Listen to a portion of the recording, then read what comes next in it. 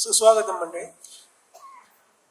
आजचा जो कार्यक्रम आहे याचं प्रास्ताविक थोडं विलंबित लयीमध्ये थोडं विस्ताराने करतोय, करण्याची गरज आहे. उस्ताद झाकीर हुसेन यांचं आपल्यातून निघून जाणं हे अतिशय शोकमय, अतिशय दुःखद असं असलं तरी शास्त्रीय संगीताच्या क्षेत्रातलं अतिशय मोठं हॅपनिंग आहे. खूप मोठा वारसा मागे ठेवून, खूप मोठं काम मागे ठेवून ते आपल्यातून निघून गेलेले आहे आणि त्याचा आपल्याला सर्वसामान्य श्रोत्यापासून तर अत्यंत जाणकारापर्यंत दुःखाची तीव्रता सारखीच आहे. पण ह्या दुःखाच्या पलीकडे जाऊन त्यांनी संगीत सृष्टीला आपल्या काय दिले हे पण बघणं आवश्यक आहे. आणि हे बघण्यासाठी आपल्याला तालयोगी पंडित सुरेश तळवलकर यांच्याखेरीज अधिक सुयोग्य असं व्यक्तिमत्व लाभलंच नसतं असं मी म्हणतो. कारण जसं मेधाताईंनी मगाशी सांगितलं की जुनी पिढी आणि नवी पिढी, जुने कलाकार आणि नवे कलाकार यांचा दुवा हा साधून देण्याचं अतिशय महत्वाचं काम सुरेश दादांनी केलेलं आहे. आणि सामान्यातल्या सामान्य माणसाला त्याच्या भाषेत, त्याच्या पातळीपर्यंत पोचून संगीताचं मर्म सांगण्याचं कसब सुरेश दादांकडे आहे. आणि त्याच्यामुळे आज ज्यावेळेला सुरेश दादा झाकीरबाईंबद्दल बोलतील त्यावेळेला झाकीरबाईंबद्दल आपल्याला जे प्रेम आहे, जो आपला आदर आहे तो द्विगुणित होईलच, परंतु संगीतातली आपली साक्षरता आहे ती थोडी अधिक वाढेल. ह्या दृष्टीने आजचा हा कार्यक्रम महत्वाचा आहे. आणि ह्या कार्यक्रमामध्ये त्यांचे चिरंजीव आणि त्यांचे शिष्य, मी बेझिझक ज्याला म्हणतात असं म्हणतो, पंडित सत्यजित तळवलकर या ठिकाणी उपस्थित आहेत. पुढच्या कार्यक्रमात मी पुन्हा पुन्हा पंडित म्हणणार नाहीये, परंतु त्यांची कारकीर्द खूप मोठी आहे. आणि जो कोणता आयाम कला साधनेतला तुम्ही लक्षात घ्याल त्या प्रत्येक आयामामध्ये त्यांचं काम इतकं महत्वाचं आहे की त्यांना नक्कीच पंडित म्हणायला पाहिजे. आणि त्यांचं आजच्या या कार्यक्रमात इथे हजर असणं हे अतिशय महत्वाचं असण्यासाठी आहे की जसं आपण एखादी गोष्ट समजून घेण्यासाठी त्याचे दोन बाजूनी फोटोग्राफ्स काढतो आणि त्यामुळे आपल्याला एक 3 डायमेन्शनल त्याचा इफेक्ट कळतो, तसंच झाकीर भाई हा जो फिनॉमिनन आहे हा समजण्यासाठी 2 पिढ्यांचे प्रतिनिधी आणि तितकेच अभ्यासू, तितकेच रसिक असे जर आपल्या समोर असतील तर आपल्याला झाकीरबाई अधिक कळतील असं वाटल्यामुळे गळ घालून त्यांना या ठिकाणी आम्ही यायला सांगितलेलं आहे.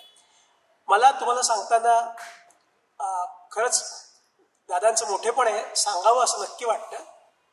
आज 14 तारखेला 14 फेब्रुवारीला त्यांचा एक कार्यक्रम असणार होता स्वतंत्र गुजरातमध्ये.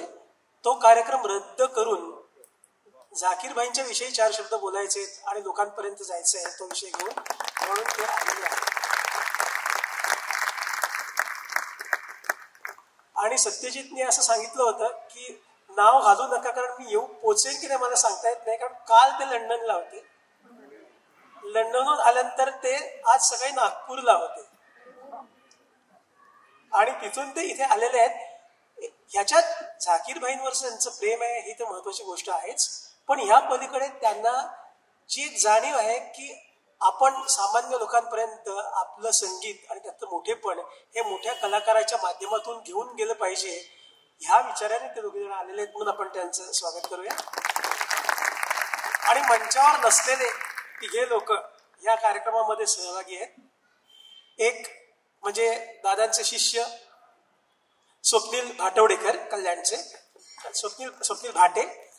त्यांनी आजच्या ह्या कार्यक्रमामध्ये आम्ही ज्या काही थोड्या क्लिप्स दाखवणार आहोत, जवळजवळ 20 ते 22 क्लिप्स त्यांनी सिलेक्ट करून प्रत्येक क्लिप 2 ते 2.5 मिनिटाची एडिट करून तयार करून दिलेली आहे. त्याचप्रमाणे स्वप्नील भिसे हे योगेश समशींचे शिष्य आहेत.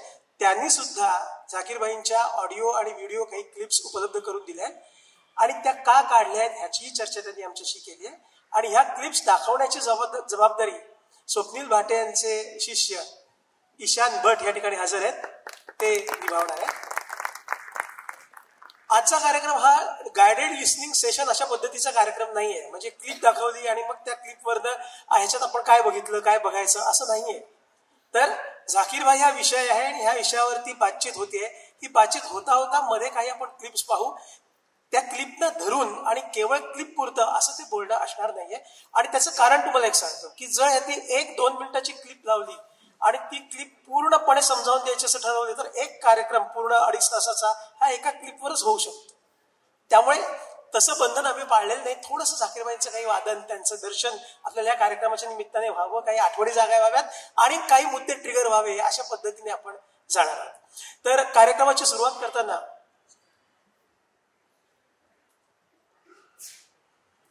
मी सत्यजितना पहिल्यांदा विचारणार आहे की झाकीर भाई हा मला एकच शब्द सुचतो त्यांच्याबद्दल बोलताना, अजूबा.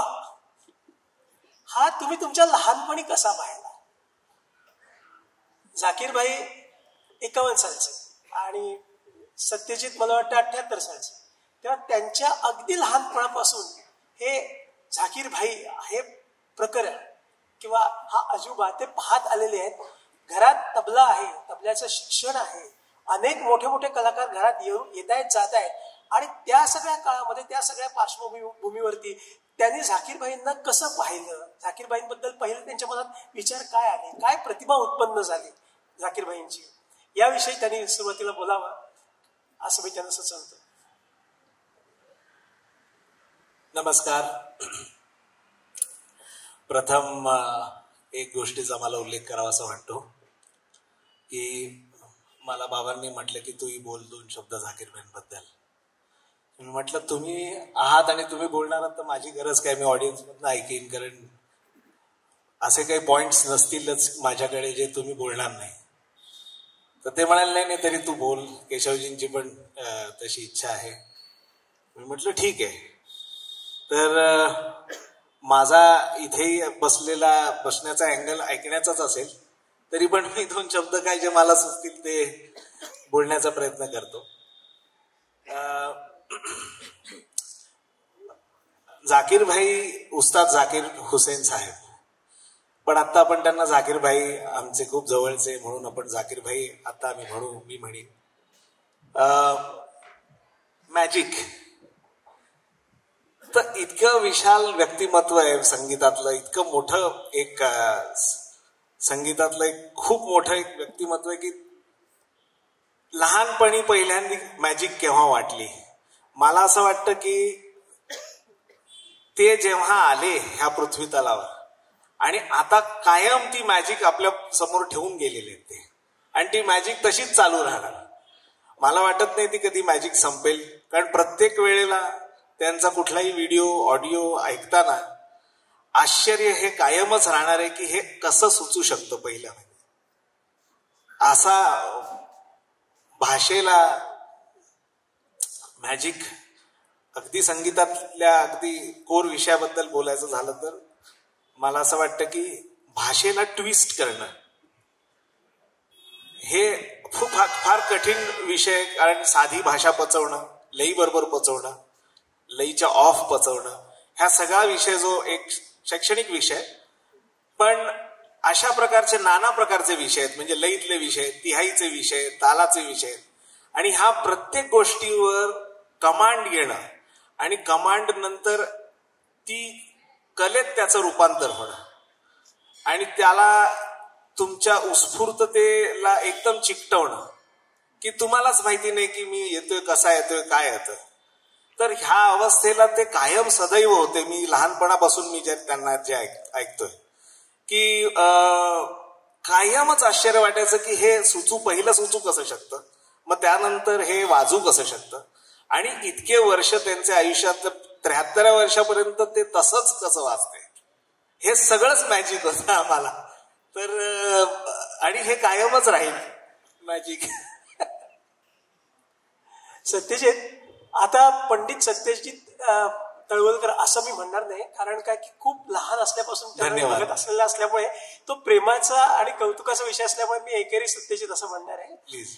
तर हे जे तू सांगितलंस ते खूपच चांगलं आणि समर्पक उत्तर आहे, पण मला त्याच्यापेक्षा जरा आणखी छोटं उत्तर पाहिजे. ते म्हणजे कसं की हे नाव केव्हा कानावर आलं आणि ते नाव कानावर आल्यानंतर प्रत्यक्ष ऐकण्याचा, बघण्याचा काय योग आला, काही क्युरिओसिटी उत्पन्न झाली का, अरे झाकीरबाई काय म्हणतात ते बघूया बाबा एकदा. तबला हा तुझ्यासाठी काही क्युरिओसिटीचा विषय नव्हता, कारण तो समोरच होता. जन्माच्या आधीपासून तबला ऐकला जातोय तुझ्याकडनं, गाणं ऐकलं जाते. पण तरीही झाकीरबाई हा विषय काय आहे अशी क्युरिओसिटी उत्पन्न झाली का?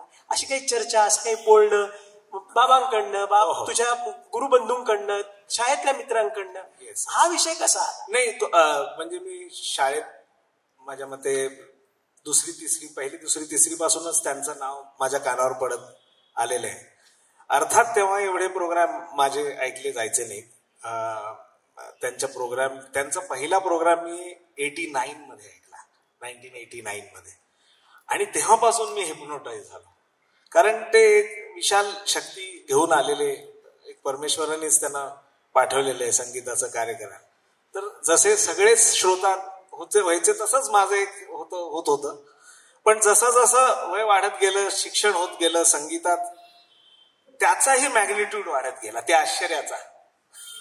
आणि जे लहानपणी होतं ते जसं जसं समजत गेलं, वय वाढत गेलं, जसा रियाज करत गेलो, तेव्हा त्याचं गांभीर्य लक्षात आलं की अरे वाजवणंही किती कठीण आहे, एवढं सोपं नाही आहे. जे लहानपणी फक्त ऐकून एक असं वाटायचं की अरे हे एवढं फास्ट कसं वाजेल किंवा हे असं कसं वाजेल, त्याची कल्पना जोपर्यंत आपण त्याच्यात काम कार्य करत नाही तोपर्यंत येत नाही. तर जसं आपली प्रगती त्याच्यात आपण करत जातो आणि काय काय शिकत जातो काळानुरूप, तर त्याप्रमाणे आपल्याला त्याचा अंदाज येतो की अरे हे खूप विशाल आहे हे, आणि हे इतकं साधं सोपं काम नाही आहे. आपली नजर जितकी दूर जाऊ शकते त्याच्या दूरपर्यंत हे आहे असं सतत जाणवत गेलं.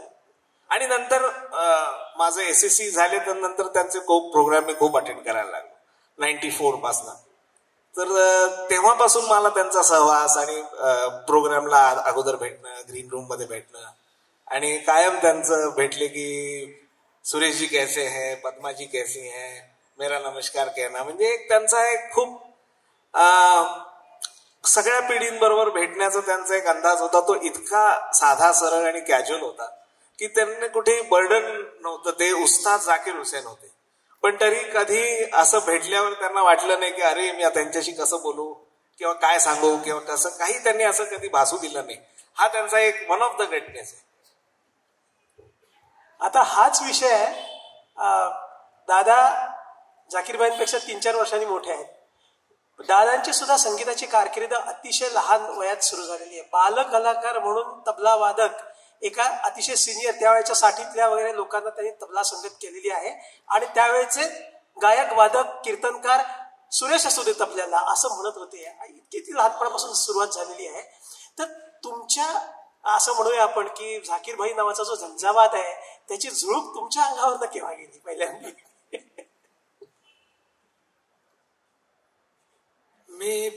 नमस्कार. झाकीरबाई असंच कायम बोलतो, कारण तीच म्हणण्याची पद्धत आहे. झाकीरबाईंना मी त्यांच्या वयाच्या 5व्या का 6व्या वर्षी ऐकलं, आणि कुठे ऐकलं तेही मला आठवते. गिरगावात लक्ष्मणबाग भटवाडी तिथे ऐकले. उस्ताद अमीन हुसेन खान साहेब तबल्यातलं अत्यंत आमचा आजोबा व्यक्तिमत्व, आमच्या गुरूंचेही गुरु. आणि मी त्या पिढीतल्या अनेकांचं मी ऐकलेलं आहे, सिनियर लोकांचं. आणि मग त्याच्या पुढली पिढी किशन महाराजजी, अल्लारा काका साहेब, शांता प्रसादजी यांना तर भरपूर ऐकलं. पण त्याच्या अगोदरच्या पिढीला ही मी जवळून पाहिलं, खूप ऐकलं. त्यामुळे ॲनालिसिस खूप करता आलं मला प्रत्येकाचं वादन आणि काय आहे ते थोडंसं कळण्याचा प्रयत्न करता करता एवढी वर्ष गेली. तर 5-5.5 वर्षाचे किंवा जास्तीत जास्त 6 वर्षाचे असतील झाकीरबाई. आमिर हुसेन कासाबांनी स्वतःच्या गुरूंची, म्हणजे स्वतःचे उस्ताद त्यांचे मुनीर खा, तर त्यांची पुण्यतिथी ते करायचे दरवर्षी लक्ष्मणबाग भटवाडीमध्ये. तर तिथे 1 वर्ष अल्लारका कासाब आले आणि त्यांच्या मांडीवर झाकीरबाई बसले होते. 5-6 वर्षाचे होते. आणि त्यावेळेला त्यांनी सांगितलं, जाकर उठो, सुरू करो बजाना. आणि काहीतरी 12:30 रात्रीची वेळ असेल. आणि त्यावेळी वादन त्यांनी जे केलं 5.5-6 वर्षाचं, ते अद्वितीय होतं. म्हणजे त्याच्यातली जी ऊर्जा होती ती प्रत्येकाला खेचून घेतली, त्यांची ऊर्जा. आणि ती 5.5-6 वर्षाचे जाकीरबाईंना ते ऐकलं तेव्हापासून तर मी आता शेवटचा प्रोग्राम जो गेल्या वर्षीच्या गुरुपौर्णिमेत ऑगस्टमध्ये झाला, तिथपर्यंत मी त्यांना टाइम टू टाइम ऐकतोय. त्यांची ऊर्जा कधीच कमी झालेली नव्हती. त्यांच्या वादनातली ऊर्जा कधी कमी झाली नाही. संगीताचा खरा उद्देश जो आहे की ऊर्जा निर्मिती, हा संगीताचा उद्देश आहे. तुम्ही संगीत ऐकता कशासाठी? कारण तुम्हाला ऊर्जा मिळते कलाकाराकडून. आणि ती ऊर्जा कशी मिळते? कारण त्या कलाकाराला प्रेरणा होते कलेची, की असं. कारण संगीत कसं आहे, फार मोठा विषय. संगीतातली विद्या ही नेहमी बाहेरून आत येते, पण आतून बाहेर जाते ती कला. आतून बाहेर जाते ती कला. तर ती कलाची निर्मिती होती, त्याच्यात ऊर्जा त्यांची दिसत होती. ती निर्मितीचे क्षण जे शेवटच्या गेल्या वर्षीपर्यंत जे ऐकले, ती निर्मिती त्यांची 5.5-6व्या वर्षी सुद्धा तीच होती. म्हणजे त्यावेळी सुद्धा आम्हाला आश्चर्य वाटत होतं की अरे काय करतात, कसं वाजू शकतात.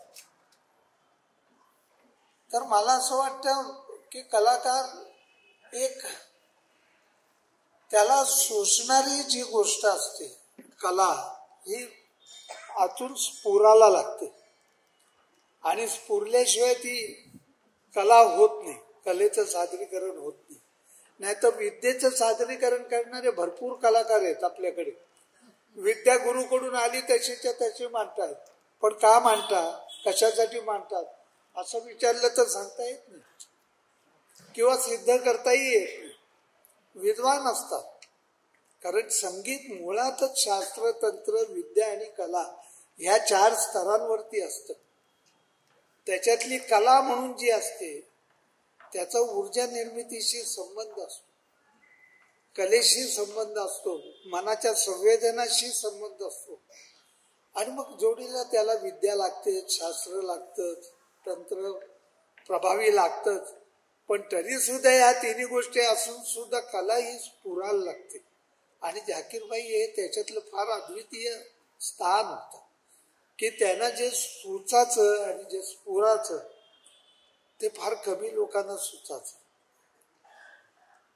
आणि त्यांच्या बाबतीत मला असं वाटतं ती 5.5-6व्या वर्षी सुद्धा त्यांच्या बोटातली ती जादू पाहिली आणि ती तयारी पाहिली, ती स्पष्टता पाहिली, त्यांचं प्रेझेंटेशन पाहिलं, त्याच्यातली जी आग असायला पाहिजे कलाकारामधली ती पाहिली.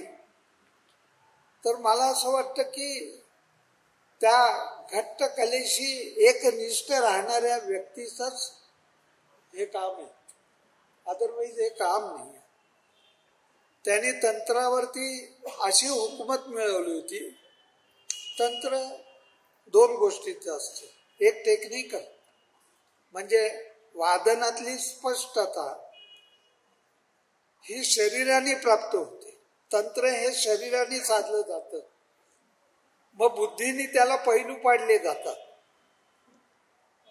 आणि मनाने, संवेदन मनाने कला स्फुरायला लागते आणि त्याचा संबंध हा सौंदर्याच्या गोष्टीशी असतो. तर अशा शास्त्र, तंत्र, विद्या, कला ह्या 4ही स्तरावर मनुष्याच्या शरीर, बुद्धी, मन आणि आत्मा या 4ही स्तरावरती विकसित पावतं संगीत. तर अशा 4ही स्तरावरती संगीत विकसित पावणारं संगीत झाकीरबाई कुठल्याही अंगाला कमी नव्हते.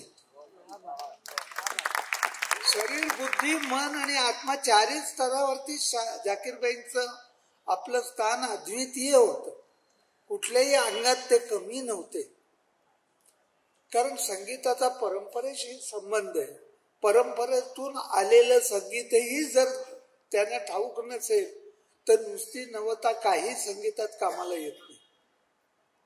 कारण परंपरेमध्ये संगीतामध्ये जर नवता नसेल तर परंपरा शिळी होते. परंपरा शिळी होते. आणि नुसती नवता जर आली तर परंपरेचं पाठबळ नसेल नवतेला तर नवता ही उठवळ होणार.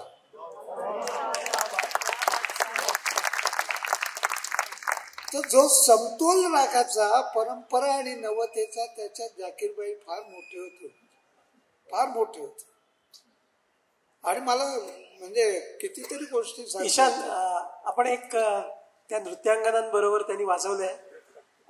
आम्ही एक क्लिप दाखवतो तुम्हाला. त्यातला पहिला सुरुवातीचा भाग मी दाखवत नाहीये की ज्याच्यामध्ये पदन्यास आहे नृत्यांगनेचा, आणि त्याच्यानंतर ज्याला आपण सोलो म्हणता येईल असा पार्ट जाकीरबाईंनी वाजवलाय. अगदी टीन एज नाही म्हणा, पण अगदी विशीतलं वगैरे असं ते मला वाटतं रेकॉर्डिंग आहे. ते ऐकूया, पुढे जाऊया.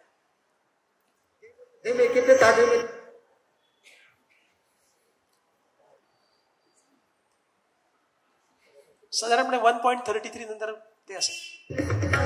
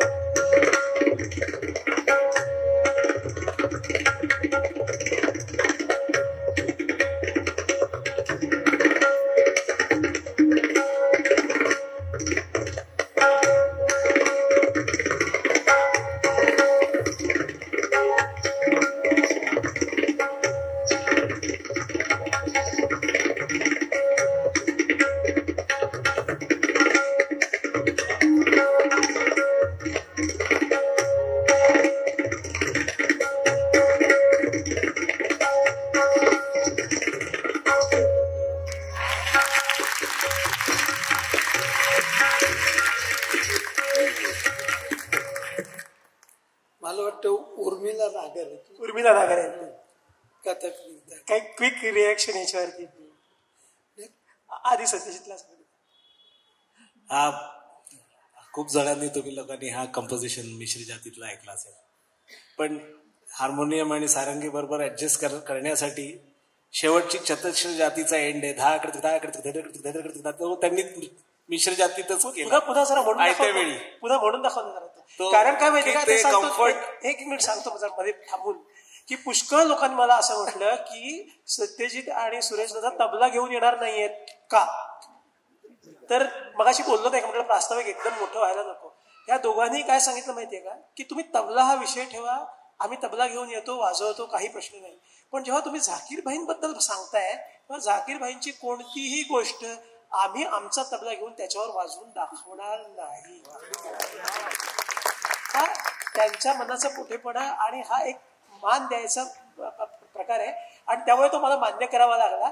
त्याच वेळा मी मनात म्हटलं होतं की तबला जसा हाताने वाजतो तसाच पणतीनेही वाचतो, तेव्हा तो तर आपल्याला नक्की ऐकायला मिळणार आहे. बघा, बोलता बोलता लगेच चतुस्र जाती म्हटल्यावर त्यांनी म्हणून दाखवायला, ते जरा पुन्हा एकदा म्हणत नाही. काय मिश्र जातीतून सुरू होणार आणि एंड दुसऱ्या जातीमध्ये, चतुस्र जातीमध्ये एंड, असं ओरिजिनल कंपोजिशन आहे. हा, पण त्यांनी ते मिश्र जातीमध्येच कम्प्लीट केलं. आणि ही खूबी त्या आयत्या वेळी तो सीन बघून की हार्मोनियम आणि सारंगी आणि तबला ह्याचा ताळमेळ राहण्यासाठी त्यांनी तो चतश्रचा मिश्रमध्ये कन्वर्ट केला मोठबड्या खुबीने, म्हणजे असं वाजवलं की जसं काय हेच वाजवलं कायम वाजवलं. तर ही त्यांची जी एक सृजनशीलता होती आणि आयत्या वेळी त्या परिस्थितीला ट्यून्ड होणं हे विलक्षण होतं. हे जादूपेक्षा काही कमी नाही तबला प्लेअरसाठी. पण अशा तऱ्हेचं ट्यून होणं ह्याच्यासाठी काय लागतं असं मुळात प्रश्न आहेच ना, प्रश्नच नाही. म्हणजे सर्जनशीलता निर्माण कशाने होते बरं का. प्रेरणा लागते वगैरे ह्या सगळ्या वरच्या गोष्टी आहेत. प्रेरणा तर बऱ्याच लोकांना मिळते पण सृजनशीलतेला कमी पडतात. आणि कमी पडण्याचं कारण असं की बुद्धीने जे कमवायचं असतं त्याच्यासाठी प्रत्येक बुद्धीचा सुद्धा रियाज करायला लागतो. 64 मात्रेच्या रचनेमध्ये जे काय दिसतं सार ते झाकीरबाईनं 4 मात्रेमध्ये दिसायचं. म्हणजे 64 मात्रेचा अंतर ते बरोबर 2 मात्रेत सुद्धा पूर्ण करायचं विषय. म्हणजे स्थूल स्वरूपाला सूक्ष्म स्वरूपात प्रकट करता यायचं त्यांना. आणि सूक्ष्म विषय हा मांडण्यासाठी ते खूप कालावधी सुद्धा घेऊ शकायचे. असं भारतीय संगीताचं स्थूल आणि सूक्ष्म स्वरूप जे आहे त्याच्यावरती ताबा मिळवलेले झाकीरबाई होते. इथे थोडं मध्ये राहून सांगतो तुम्हाला मी की आवर्तन असं जे पुस्तक सुरेश दादांनी दिलेलं आता दाखवलं तुम्हाला मेघाताईंनी, तर त्या पुस्तकाचं सबटायटल म्हणजे आवर्तन हे पुस्तकाचं शीर्षक आहे. त्याच्या खाली कंसामध्ये भारतीय शास्त्रीय संगीताचं स्थूल आणि सूक्ष्म रूप असंच आहे. आणि दादांचं असं म्हणणं आहे की स्थूल रूपातून अभ्यास करून सूक्ष्म रूप जोपर्यंत जाणवत नाही तोपर्यंत संगीताचं आकलन पूर्ण होत नाही. आणि सूक्ष्म रूप तुम्हाला जाणवल्यानंतर ते स्थूलातून व्यक्त करण्यासाठी परिश्रम पूर्ण जर केले नाहीत तरी सुद्धा काही जगात घडू शकत नाही. तर हे त्यांचं म्हणणं त्या आवर्तन पुस्तकामध्ये त्यांनी मांडलंय. ते फार चांगल्या तऱ्हेने आता त्यांच्या बोलण्यात आलं म्हणून मी मुद्दाम हा वेगळा विषय घेतला.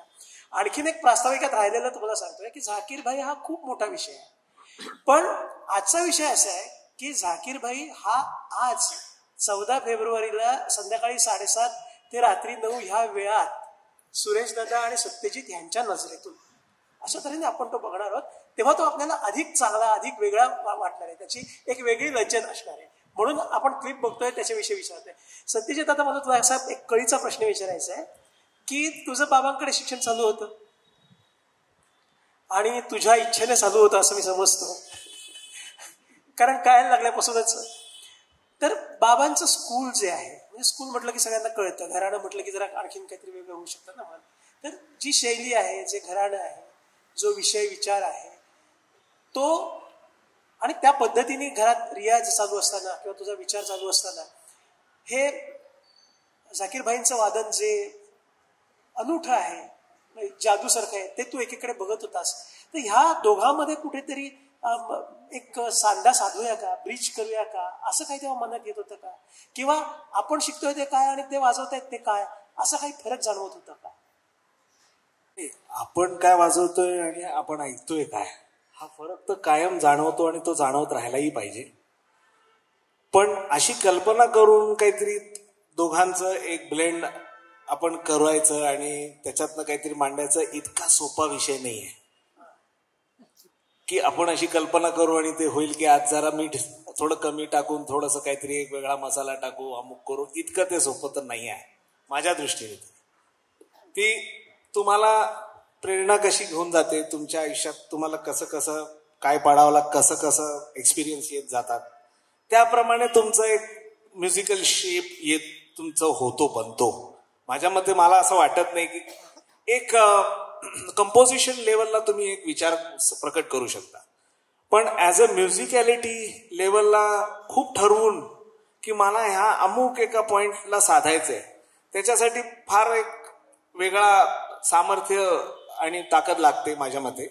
आणि मला तरी असं वाटत नाही मी तसं काही विषय परस्यू केला.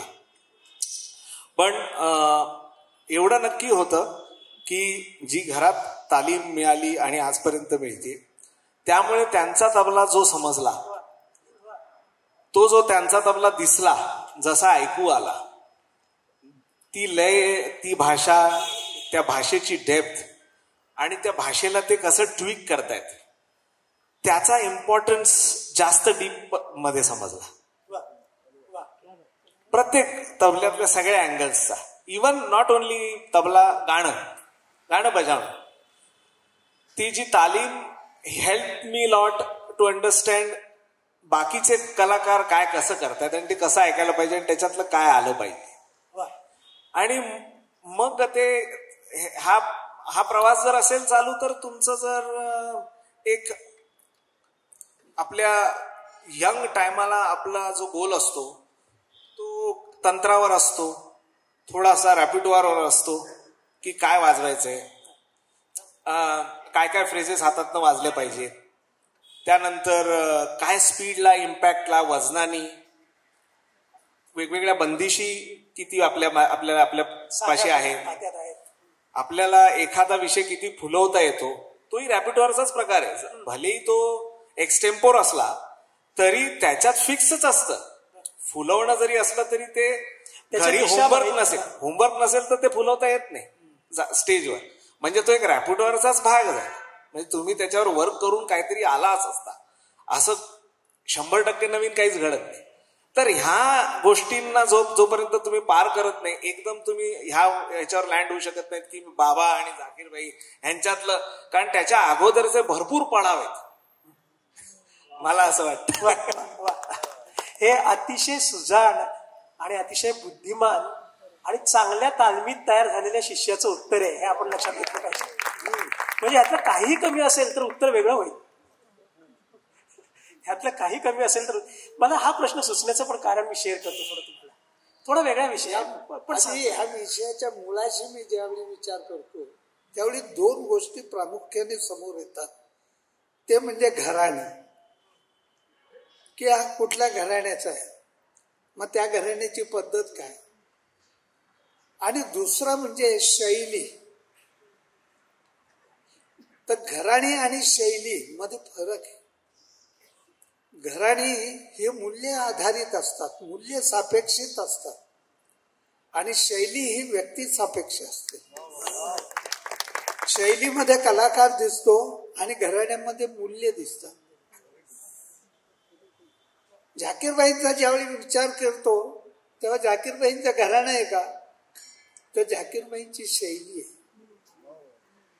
शैली आहे म्हणजे ते घराण्याचं वाजवत नाहीत ना का, तर घराण्याचं वाजवतात, पण घराण्यापुरतं वाजवतात का, तर नाही.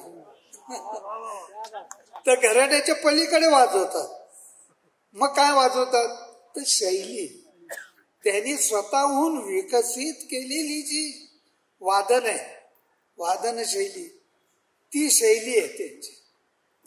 आणि अशा तऱ्हेची शैली ज्या वेळेला एखादा व्यक्ती विकसित करतो तो बुद्धीने करत नाही, बुद्धीचा आधार घेतो, पण बुद्धीने ठरवत नाही की हे मला करायचंय, ते करायचंय, हे करायचंय. आताची मुलं ठरवतात की मला कुठल्या साईडला जायचंय, मला इंजिनिअरिंग साईडला जायचंय, मला डॉक्टर मेडिकलला जायचंय, ठरवतात. आम्ही लहानपणी आवड म्हणून तबल्याकडे वळलो. मला कोणीतरी विचारलं की तुम्ही ठरवलं केव्हा की हाच प्रोफेशन करायचा. म्हटलं मी ठरवलंच नाही, मी माझी आवड आहे त्यांनीच ठरवलं माझा पुढे कसा प्रवास होईल. तर ह्याला फार महत्व आहे, कारण तुम्ही किती मन ओतून एखादी गोष्ट मिळवता.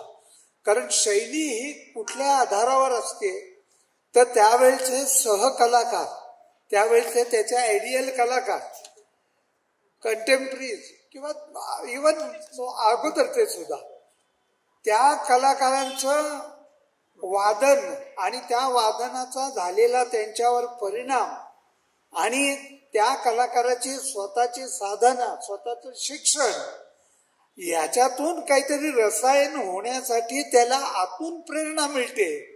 आणि कालांतराने त्याच्याकडून जे नवीन बनतं ती शैली आकार नंतर घेते, तो ठरवत नाही. हेच मला वाटतं सत्यजितला सांगायचं होतं की बुद्धीने ठरवत नाही, पण मनाने जरूर ठरलं जातं. आणि मन जर तिथे नसेल तर त्या कलेला आकार येत नाही. काय मला गाण्यामध्ये घराण्यांच्या बाबतीत तर फारच जास्त रिजिडिटी.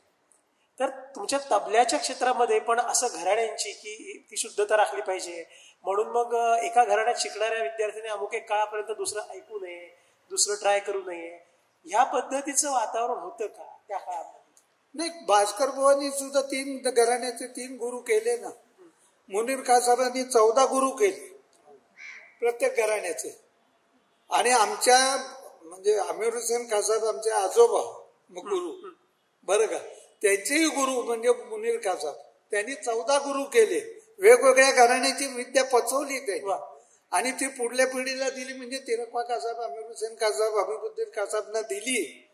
त्याच्यानंतर मग ती आमच्या नागेशकर गुरुजी वगैरे त्या स्तरावरती दिली. मग त्याच्यानंतर आमच्यापर्यंत पोहोचली. म्हणजे ही रिजिडिटी जी व्होकल मध्ये होती तितकी तबल्यामध्ये नव्हती पहिल्यापासून असं नाही. म्हणजे ती केव्हा घालवली आहे बघा ना. वा. नाही पण ह्या सगळ्या क्षेत्रामध्ये तबला हे क्षेत्र, गाण्याचे जे वेगवेगळे प्रांत आहेत त्यात मला वाटतं तबला 4 पावलं पुढे आहे. का पुढे येते तो सांगेल. नाही, ह्याच विषयाला धरून मला एक वाटतं की एक काळ होता असं मला वाटतं की तबला प्लेअर काही स्पेशालिटीकडे ओळखला जायचा, काही स्पेशलाइज्ड. एक बाबा ह्यांचं अमुक हे ऐका, यांचं दादिंदिंदा ऐका, ह्यांचं अमुक ऐका, ह्यांचं. तर असं एक ख्याती होती की बाबा त्यांचा तो नादिंदिंदा ऐका किंवा त्यांचं तिरकीट ऐका किंवा धीरधीर ऐका. पण झाकीर भाईंनी एक वेगळा त्याच्यात एक प्लस असा केला की त्यांच्यामुळे एकाच तबला प्लेअर कडनं एवढं सगळं घडू शकतं आणि ह्या खुबीने घडू शकतं. आणि एवढ्या प्रकारे अकंपनीमेंट डान्सची खुबीने, इन्स्ट्रुमेंटची, गाण्याची, गझल बरोबर आणि सोलो आणि फ्युजन, ह्या सगळ्याला तुम्ही जस्टिफाय करताय एका अशा लेवलला की जिथे एक स्टेटमेंट तयार होत आहे. एकच कलाकार आणि एकच तबला वादक. हे त्यांच्यापासनं माझ्या मते त्यांनी हा पुश दिलाय. हा सगळा स्टेटमेंट तयार होत असं म्हणत असते खूप चांगलं. आणि म्हणजे आता त्यांच्यामुळे एका तबला वादकाकडनं खूप जास्त एक्सपेक्ट केलं जातं की अरे हा नुसता याच्याबरोबरच वाजवतो का, अच्छा मग ठीक असेल. असा काळ नव्हता मे बी 40-50 वर्षापूर्वी. पण त्यांच्यामुळे हे आता आमच्या पिढीकडनं एक्सपेक्ट जास्त केलं जातं की हे स्टँडर्ड झालं की हा गाण्याची साथ, इन्स्ट्रुमेंट, डान्स, फ्युजन, अमुक, नादिंदिंना, धीरधीर सगळं वाजलं पाहिजे, सगळं एवढं आलं पाहिजे. कारण त्यांनी ते केलेलं आहे म्हणजे जमू शकतं. एक मॉडेल ठेवलं, एक मॉडेल बनवलं, जबाबदारी म्हणून ठेवली. पण तरी मला असं वाटतं की ह्या सगळ्या परंपरा सोडली नाही.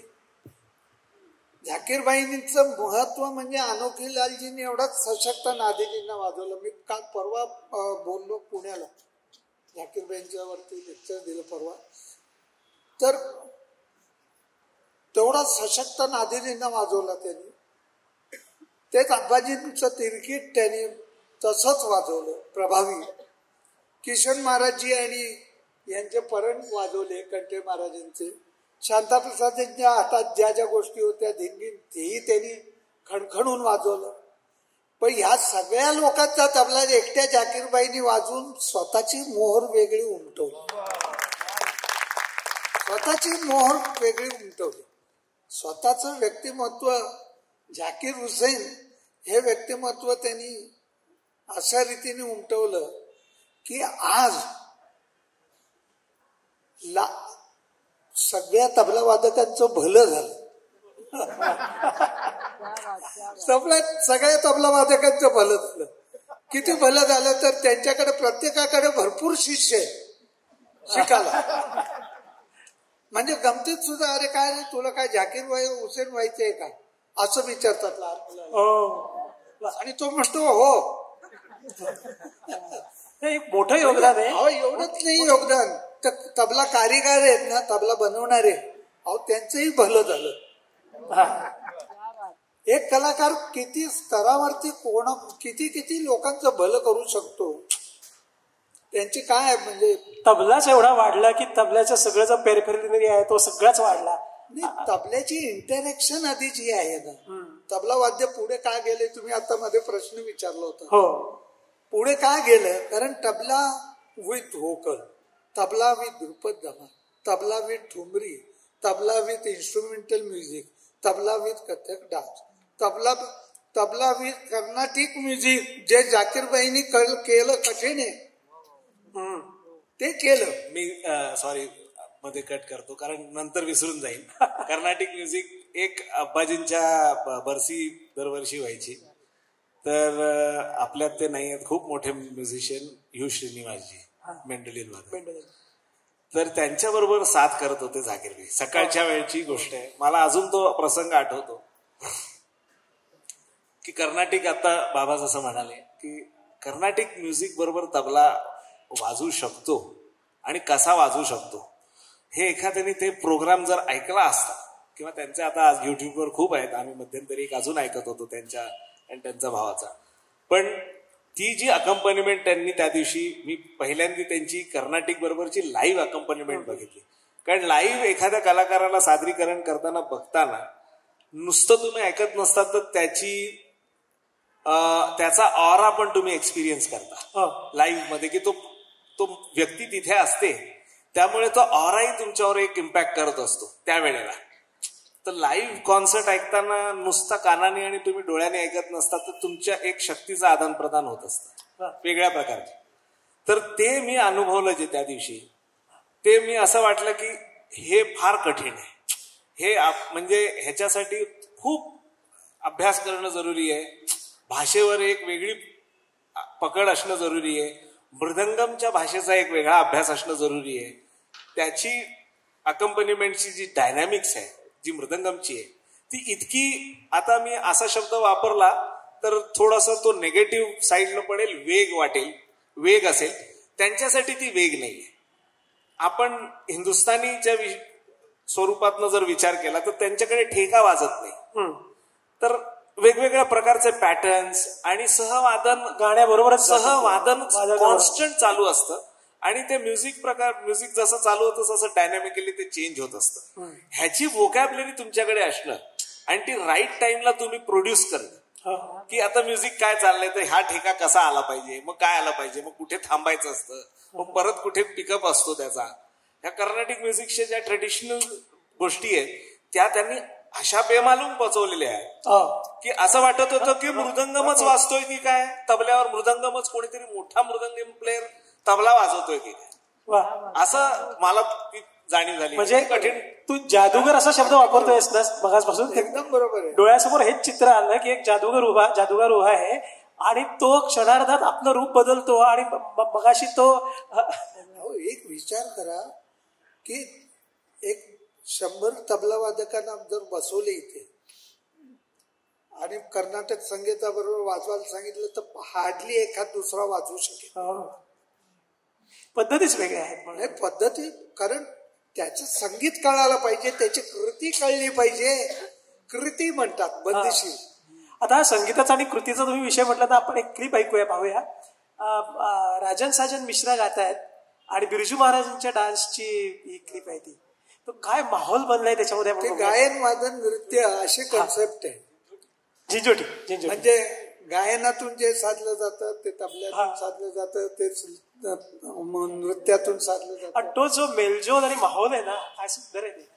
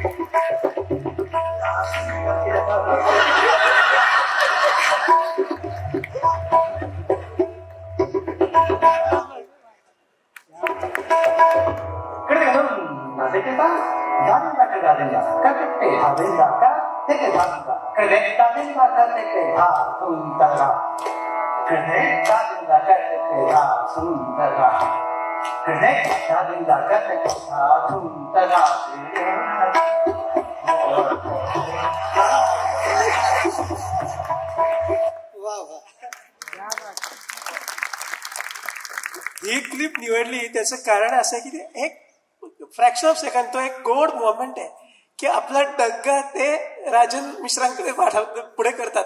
कारण राजन मिश्रांनी बोल म्हटलेत, ते गायक आहेत पण त्यांनी तबल्याचे बोल म्हणून दाखवले. तर ऍप्रिसिएशन बघा, काय माहोल आहे बघा, ते आपल्याला डग्गाच्या इकडे करतात. इतका सुंदर माहोल तो जमलेला आहे.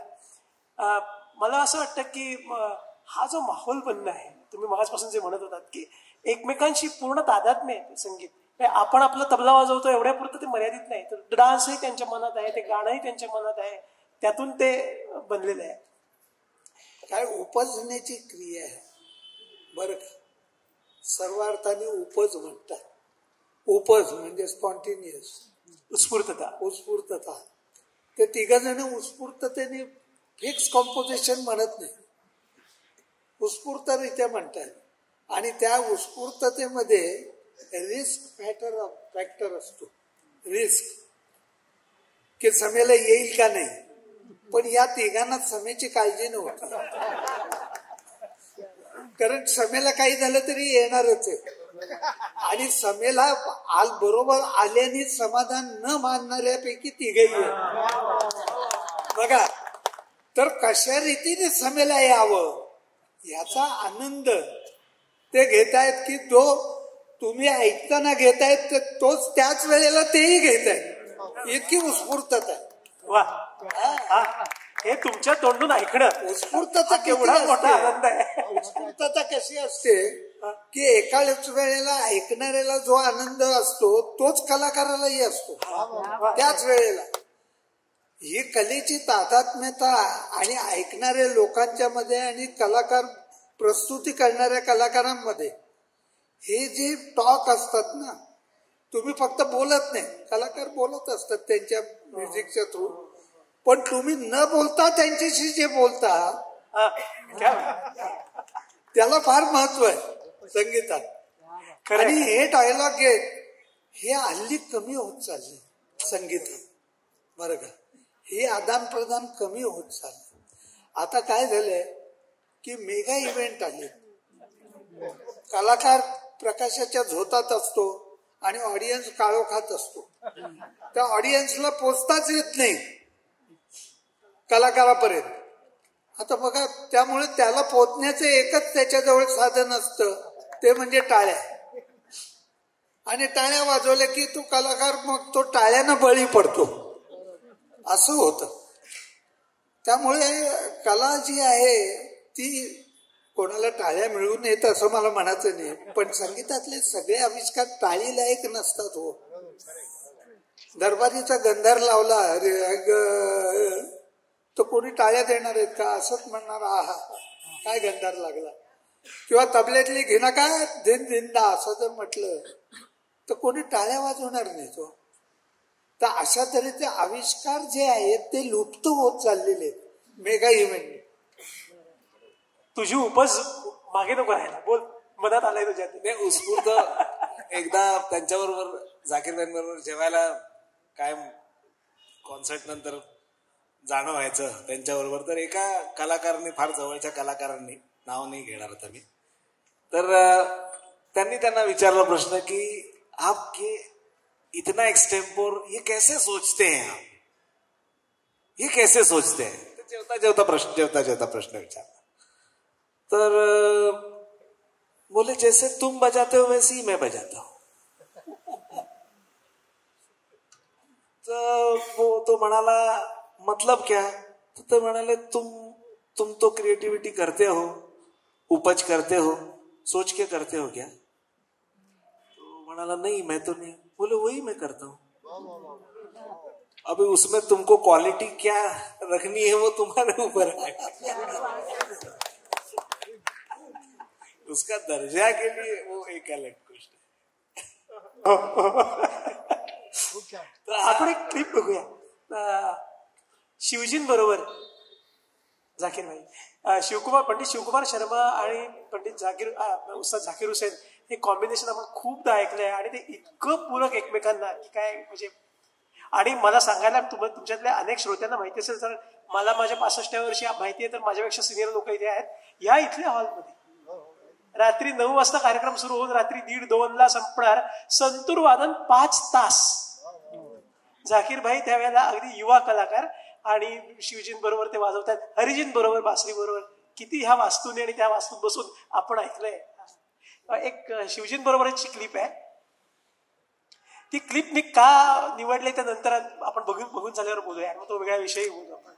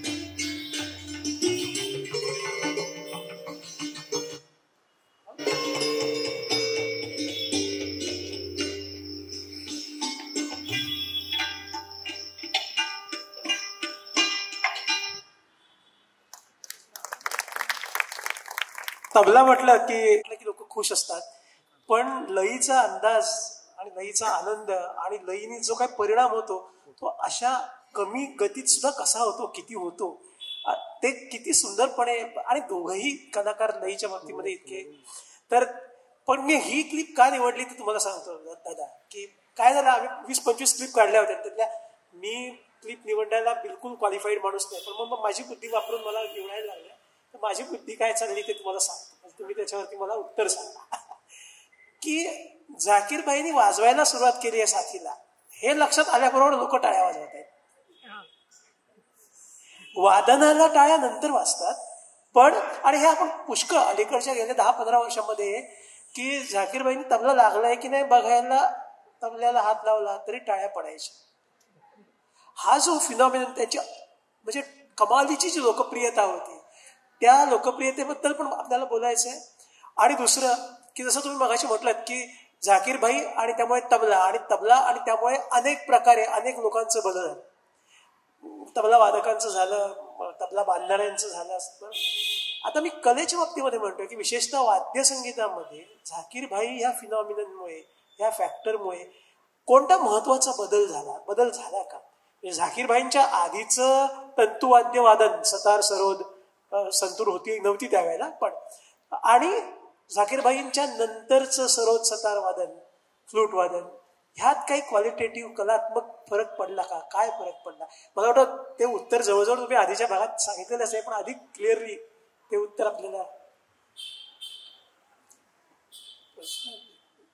की झाकीर भाई साथ करायला लागल्यानंतर वाद्य वादनामध्ये म्हणजे सतार वादनामध्ये, सरोद वादनामध्ये किंवा इतर तंतुवाद्य वादनामध्ये काय फरक झाला का महत्वाचा?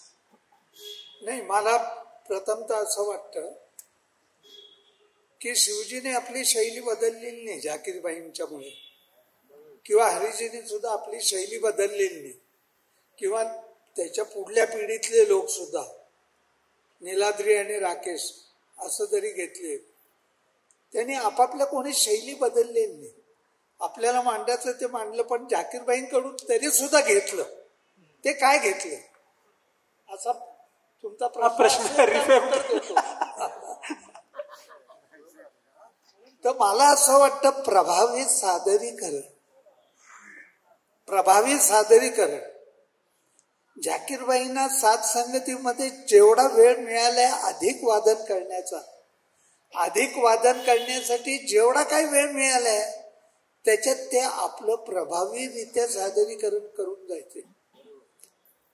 आणि त्याचा परिणाम असा व्हायचा की एवढं प्रभावीरित्या सादरीकरण आपलं झालं पाहिजे अशा तऱ्हेची प्रेरणा जी मिळाली ती सगळ्या ह्या तंतुवादकांना मिळाली असं माझं म्हणणं आहे.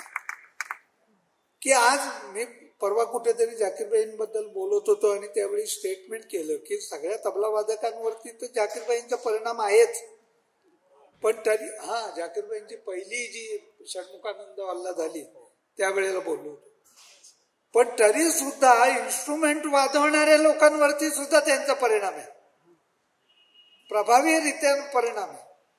आणि तो परिणाम असलेले तुम्ही समजू शकता कोण कोण लोक आहेत. अगदी सगळ्यांवरती परिणाम आहे की, आणि मग त्याच्यात त्यांना यशही मिळालेलं आहे त्या कलाकारांना. आणि ते यश मिळाल्यानंतर मग झाकीरबाईंसारखी एंट्री वगैरे सुद्धा ते करतात फिजिकली. तो भाग वेगळा आहे. म्हणजे तशी एंट्री घ्यायची, कारण झाकीरबाई एवढं सगळं कमवून सुद्धा ते डाऊन टू अर्थ होते. आणि त्यांचा तो डाऊन टू अर्थ कोणाला घेता येत नाही, तो घेता येणं शक्य नाही. कारण मला परवा विचारलं, परवाच्या लेक्चरमध्ये 12 तारखेला, की म्हणाले ते डाऊन टू अर्थ कसे काय झाले. प्रश्न होता. आणि मी प्रांजळ सांगतो की याचं माझ्याकडे उत्तर नाही, कारण ते परमेश्वरी कृपाच होती, खरोखर सांगतो. कारण मी झाकीरबाईंचे उस्ताद लोकांचं ना जवळून पाहिले. त्यांचं बोलणं चालणं, त्यांचं वागणं, त्यांचं वादन, अतिशय जवळून पाहिलेले आहे. पण झाकीरबाईंचा हा गुण त्यांच्या अगोदरच्या कुठल्याही पिढीमध्ये नव्हता. मी तुम्हाला सांगतो, जो झाकीरबाईंमध्ये होता ते एका क्षणात कोणाच्याही पाया पडू शकत, कोणाच्याही. त्याच्यासाठी त्यांना मोठाच पाहिजे असं नाही, लहान व्यक्ती सुद्धा चांगली दिसली तर पाया पडून द्यायचं. ही फार वेगळ्या तऱ्हेची क्वालिटी लागते. मला असं वाटतं की कलाकार आणि कलावंत याच्यात फरक आहे. कलाकार हा कलेवरती प्रभुत्व दाखवणारा असतो आणि कलावंत हा कलेमध्ये भेदलेला असतो. ते मूळचे कलावंत झाकीरबाई, त्यानं संगीत सोडून दुसरं काही सुचत नाहीये, ते त्याच्यामध्येच आहे. आणि त्याचा परिणाम एवढा आहे. अहो नाहीतर बुद्धीचा चमत्कृतीचा परिणाम किती राहणार हो. चमत्कृतीचा परिणाम फार काळ टिकत नाही. चमत्कृती विरली जाते. आज बघा पॉप्युलर म्युझिक जे काय गाणी जी आहेत, पॉप्युलर म्युझिक गाणी, ते ऐकले की संपलं. 2-4 वर्ष झाली की संपतं. काय 2-4 फार झाली हो. संपत. पण जो मनापासून असरदार वाजवतो, असरदार गातो, असरदार प्रेझेंटेशन करतो, त्याचा असर जो आहे तो सहजासहजी जात नाही. कारण त्याचा असरचा परिणाम मनावर होतो आणि चमत्कृतीचा परिणाम बुद्धीवर होतो. ते हे समजायला पाहिजे की आता विलंबित वाजवते ते असर आहे, त्यांचा असर आहे. त्यांना वाटतच नाही की आपण टायर वाजवावं. मी एक प्रोग्राम ऐकला होता नेहरू सेंटरला, उस्ताद अली अकबर खान साहेबांचा, खूप वर्ष झाली, आणि झाकीरबाई साथीला होते. मला वाटतं कदाचित त्यातलीच मी घेतली अशी टिकली, पण तू सांग पहिले. हा नेहरू सेंटरचा किस्सा आहे. मी अगदी फ्रंट रो मध्ये बसलो होतो. म्हटलं आज खूप वेगळं ऐकायला, काहीतरी वेगळं ऐकायला मिळणार. आणि सगळं मी गेलो. अख्ख्या प्रोग्राम विलंबित 3 ताल मध्ये सुरू झाला. अख्ख्या प्रोग्राम मध्ये त्रक आणि तिरेकीट फक्त 3 तालचे जे शब्द भरले जातात, बोल, त्रक धिन्ना धा धिन तिकीट धिन धिन, ह्याच्या पलीकडे झाकीरबाईंनी एकही फ्रेज वाजवलेली नाही अख्ख्या प्रोग्राम. आणि जेव्हा इशारा केला तेव्हा ते म्हणाले नाही तुम्हीच वाजवा. आणि असं 4-5दा झाल्यानंतर त्यांनी इशारा करायचाच बंद केला. आणि मग म्हणाले की नाही आज, आणि वाजवलंच नाही अख्ख्या प्रोग्रामवर. म्हणजे एवढा तबला, म्हणजे ते काय वाजवू शकले असते. पण ते म्युझिक जे ऐकत होते, म्युझिक भिजलेले होते, ते त्याचा रिस्पेक्ट जो होता त्यांच्याकडे. दादा तुम्ही म्हणालात की या प्रश्नाचं उत्तर नाहीये, पण तुम्ही उत्तर दिलं त्या प्रश्नाचं, की एवढे जमिनीवर, एवढे ग्राउंडेड पाय त्यांच्या जमिनीवर का होते, त्याचं फार उत्तम उत्तर तुम्ही. मोठे कलाकार मी खूप पाहिले हो, खूप मोठमोठे, त्यांच्यापेक्षाही खूप मोठे कलाकार पाहिले. पण हे डाऊन टू अर्थ पचवता नाही आलं सगळ्यांना. तुम्हाला सांगतो. आणि आपल्या मायथॉलॉजी मध्ये काय किती उदाहरण आहेत. इंद्राला गर्व झाला, मग त्याचं कसं हरण झालं, कितीतरी मायथॉलॉजी मध्ये आपल्या गोष्टी आहेत. हे फार कठीण गोष्ट आहे. आणि आपण भाग्यवान आहोत की अशा व्यक्तीला आपण पाहू शकलो. आपण पाहू शकलो. बऱ्याच लोकांना माहिती नाही त्यांचा हा डाऊन टू अर्थ काय आहे, पण काही लोकांनी पाहिलेले. प्रत्येकाने ज्या माणसांनी झाकीरबाईंच्या बद्दल लिहिलं, बोललं, ते गेल्यानंतर अशी संख्या निदान 1000 तरी आहेच. त्या प्रत्येकाने स्वतःचा स्वतंत्र किस्सा सांगितलाय त्यांच्या साधेपणाचा.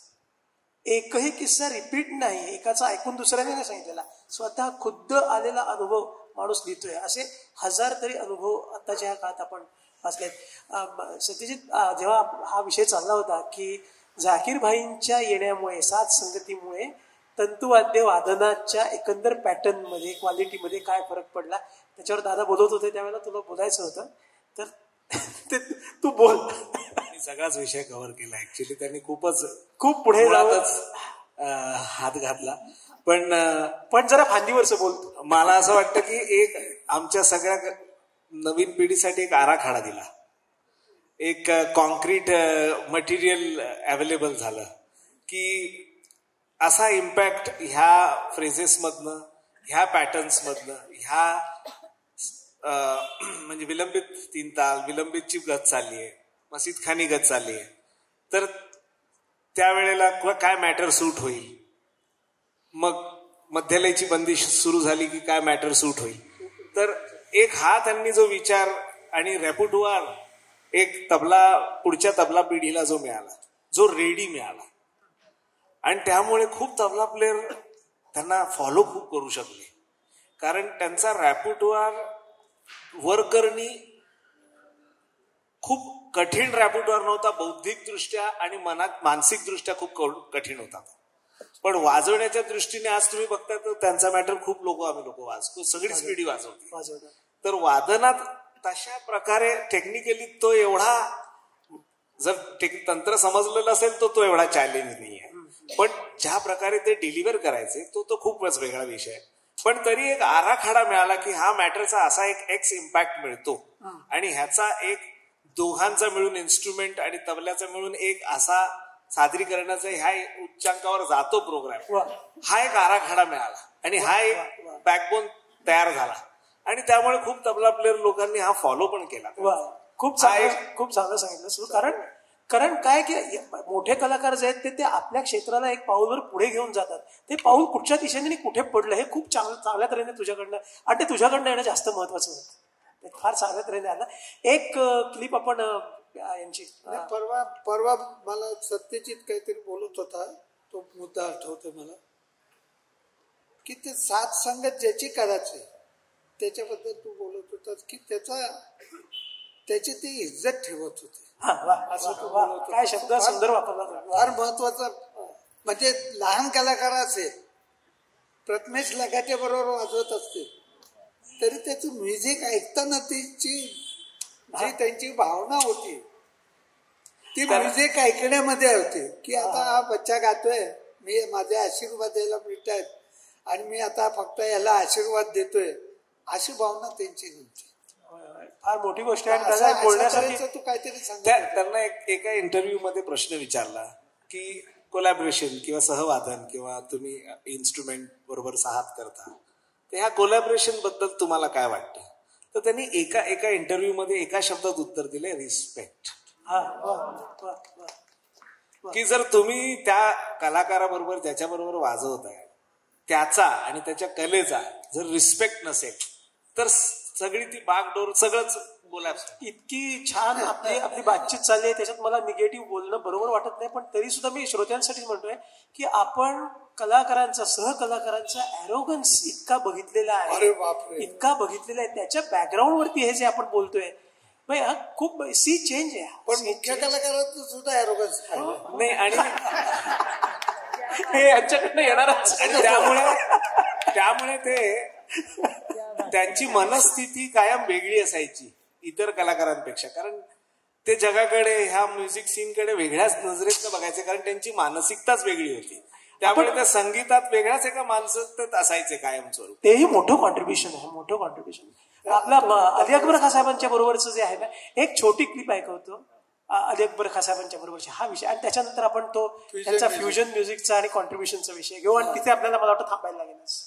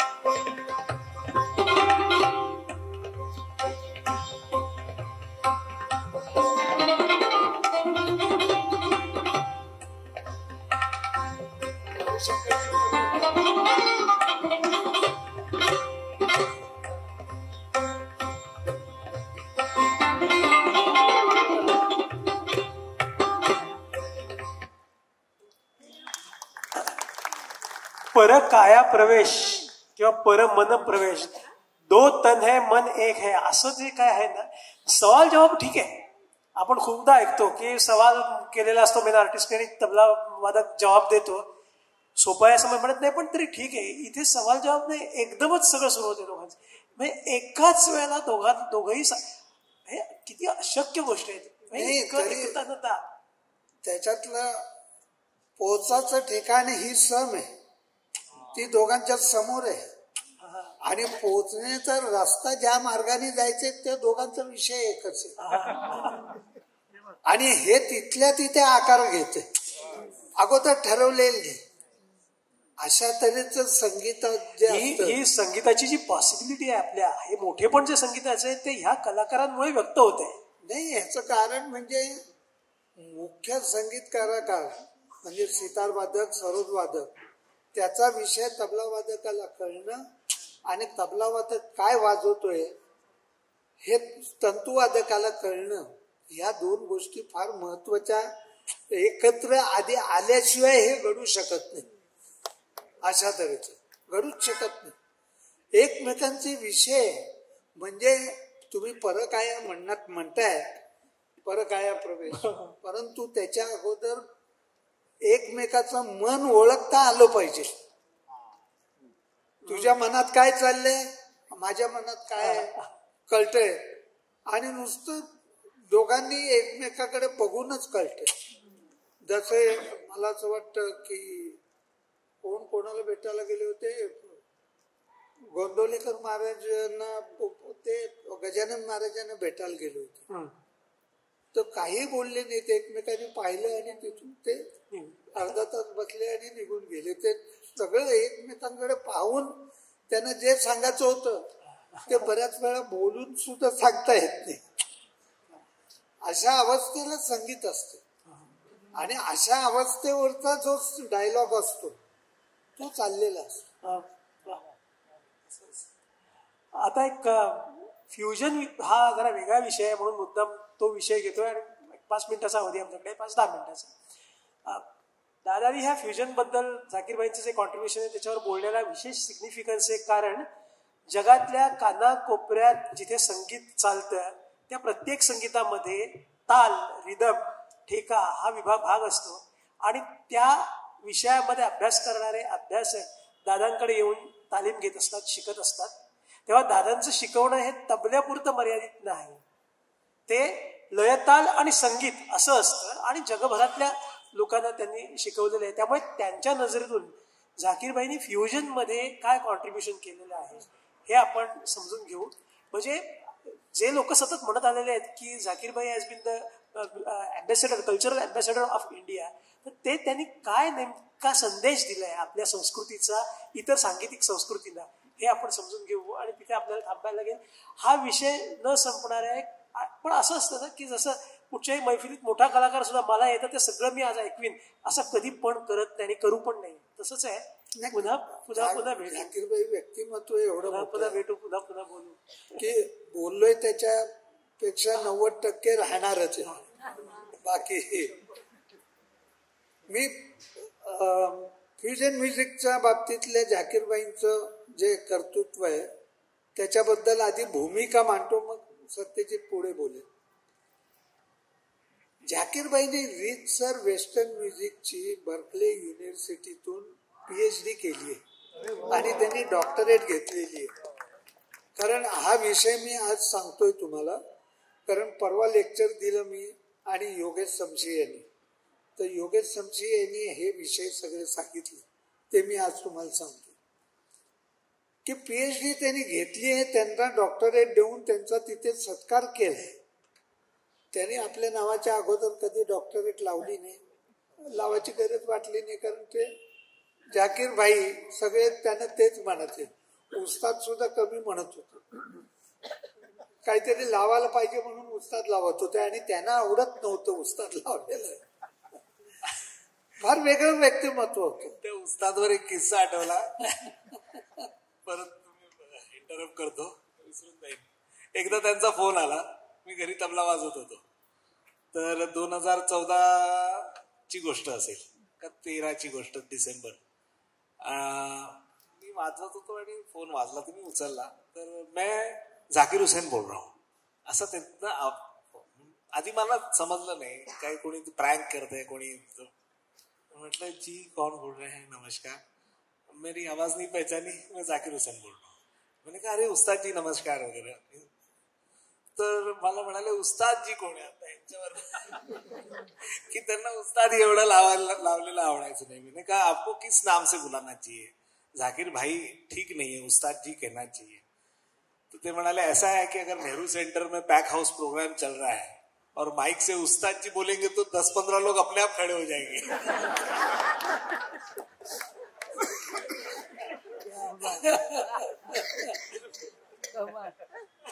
पण त्यांच्यावर संस्कार चांगले झाले.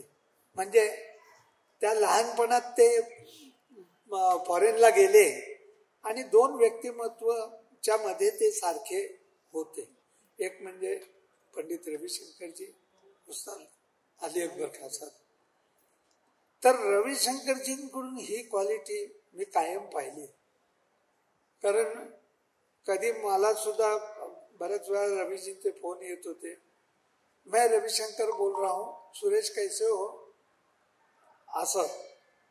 तर ते कधी पंडित रविशंकर मैं बोल रहा हूं कधीच म्हटलं, कधीही नाही त्याने चुकून. तर मला असं वाटतं त्यांच्या लहानपणात हे सगळं ते बघत होते. आणि वेस्टर्न कल्चर आणि तिथल्या लोकांचं म्हणजे मी इंडियन म्युझिक मध्ये परवा एकाला विचारलं गाणाऱ्याला की अरे ही बंदिश तुला येते का अमुक रागातली, कुठली म्हटलं अरे ही बंदिश काय, अरे येते का नाही सांग ना. नाही म्हटलं तर काय तू का गरीब होणार नाहीस आणि आल्याने श्रीमंतही होणार नाही. पण आपल्याकडली ही मनोवृत्ती असते. तिकडल्या मोठ्या कलाकाराला विचारलं डू यू नो दिस, तर ते पटकन सांगतात आय डोंट नो. तर हे झाकीरबाईंमध्ये आलेले होते क्वालिटीज, ज्या वेस्टर्न कल्चरमध्ये काही क्वालिटीज असतात की टिपिकल, की एखादी गोष्ट माहिती नसली तर माहिती नाही म्हणून सांगतात आणि त्याच्यात त्यांना काही कमीपणा वाटत नाही. आणि झाकीरबाईंनी फ्युजन म्युझिक करायच्या अगोदर ही डिग्री तर घेतलेली होती, पण स्टीव्ह स्मिथ किंवा मिकी हार्ट किंवा आणखी जॉन मॅक्लॅफ्लिन या सगळ्या लोकांचं म्युझिक इतके दिवस ऐकलं की त्याला 35 वर्ष गेली. 35 वर्षानंतर त्यांनी यांच्या म्युझिकला तबल्याचा कुठला स्वर ठीक लागेल, मग कुठल्या रीतीचा ठेका पाहिजे, हा 35 वर्ष अभ्यास चालू होता. आणि त्याच्यानंतर त्यांनी ते कुठला प्रोग्राम शक्ती जॉन मॅक्लॅफ्लिन आणि तो एल शंकरजी आणि विकू विनायकरामजी हा त्यानंतर त्यांनी केलेला आहे. आणि त्याचा एवढा मोठा आदर्श ठेवलाय त्यांनी की आज प्रत्येक जण मग त्याचा अभ्यास करून ते करतात का नाही, पण ती प्रेरणा घेऊन प्रत्येक जण झाकीरबाई बनायला मागते. प्रत्येक जण, मग तो सितार वाद्य असून दे, नाही तर मेंडोलिन असून दे, नाही तर घटम असून दे, आम्हाला वेस्टर्न म्युझिक बरोबर वाजवायचं, ही प्रेरणा घेत आहेत. आणि मग वेस्टर्न म्युझिक मध्ये काय मूल्य दिली त्यांनी, तर मला असं वाटतं मूल्यांच्या बाबतीत तू बोल की त्यांनी कशा रीतीने त्याचं प्रेझेंटेशन केलं, की त्याच्यात काय मूल्य ठेवली.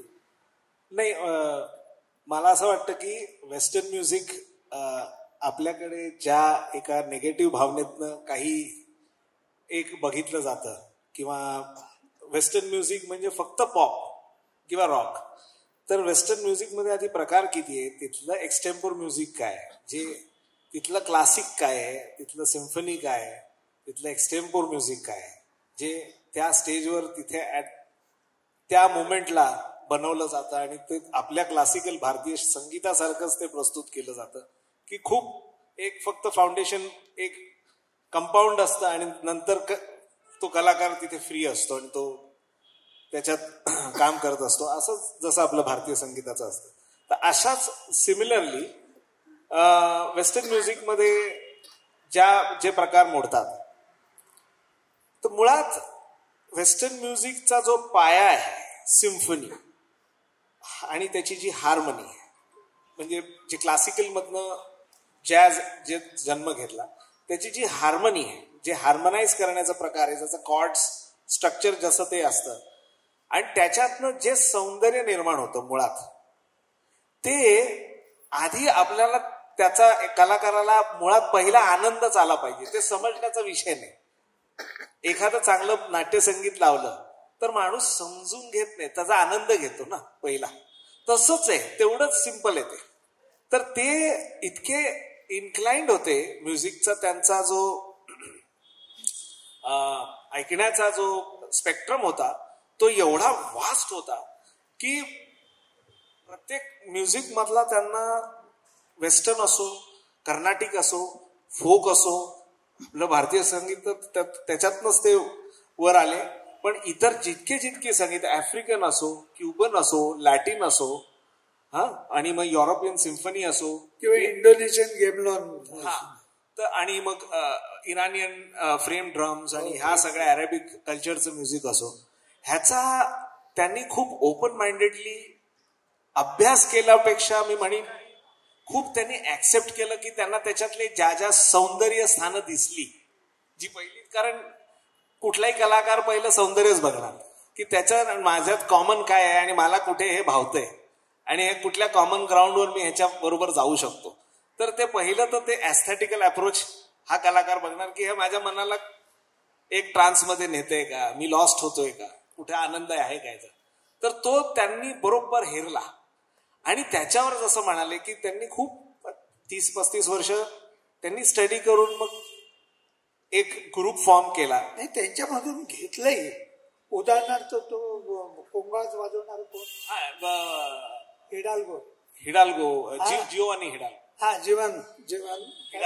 हिडाल्गो आणि असंख्य ड्रमर्सचा पण त्यांनी सहवास. त्याच्या कोंगो मधून बरं का त्यांनी काय प्रेरणा घेतली, आपला जो तबलेचा रेल आहे